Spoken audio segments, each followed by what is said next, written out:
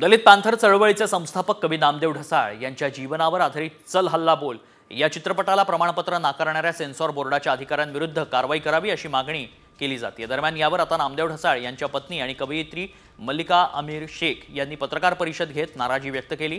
मल्लिका अमर शेख यांनी थेट केंद्र सरकारला अधिकाऱ्यांच्या नियुक्तीवरूनच सवाल केलेत। तसंच चल हल्ला बोल सिनेमाच्या दिग्दर्शकानं आपली परवानगी घेतली नसल्याचा आरोपही त्यांनी केलाय। सेन्सॉर बोर्डाच्या अधिकाऱ्यांवर कारवाई करा अशी मागणीही मल्लिका शेख करतायत। नामदेव ढसाळ यांच्या त्या पत्नी आहेत। नामदेव ढसाळ यांच्या एकंदरीत कारकिर्दीवरती हा चित्रपट घेऊन येत आहेत, मात्र हा चित्रपट आता वादाच्या कात्रीत सापडलाय।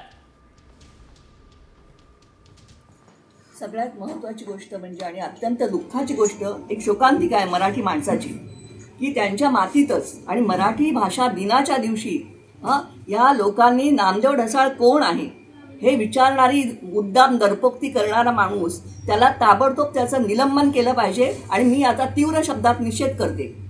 नामदेव ढसाळ यांच्या कविता आणि त्यांचं साहित्य हे वापरण्याची कुणालाही परमिशन नाही माझ्या परवानगीशिवाय। आणि त्यांनी त्या हल्लाबोल पिक्चरमध्ये नामदेवची गाणी वापरलेत, कविता वापरल्यात, कुणाला विचारून? प्रॉपर्टी ॲक्ट प्रमाणे 50 वर्षानंतर ती मालमत्ता जे इंटेलेक्च्युअल प्रॉपर्टी असते ती समाजाच्या मालकीची होते, पण अजून त्याला 50 वर्ष झाली